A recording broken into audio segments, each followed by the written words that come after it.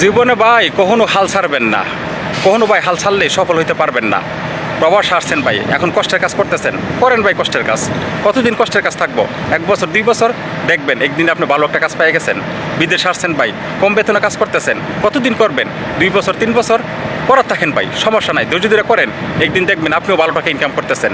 এই প্রবাসে ভাই অনেক প্রবাসী দেখছি, নতুন নতুন বিদেশ আসছে, অনেক কষ্টের কাজ, বেতন কম, পুষে না, কান্না করে দেশে যাইতে। একটা সময় আসছে ভাই, এই প্রবাসী ভাইটাই এখন ভালো টাকা ইনকাম করতেছে। কারণ কি জানেন? সে ধৈর্য ধরে থাকছে, কষ্ট করছে।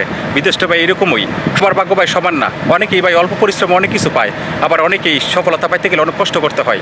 এই কারণে বলছি ভাই, কখনো হাল ছাড়বেন না। সফলতা পাইতে গেলে ভাই কষ্ট করতে হবে, কম বেতন, পরিশ্রমের কাজ, তাই বলে ঘাবড়ায়েন না, করার থাকেন। একদিন না একদিন দেখবেন আপনিও সফল হবেন, ভালো একটা কাজ পাইছেন, ভালো টাকা ইনকাম করতেছেন।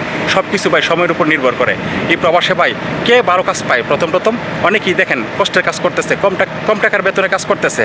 আবার একটা সময় আসে এই বাইটেই ভালো একটা কাজ পাওয়া যাবে, ভালো টাকা ইনকাম করবে।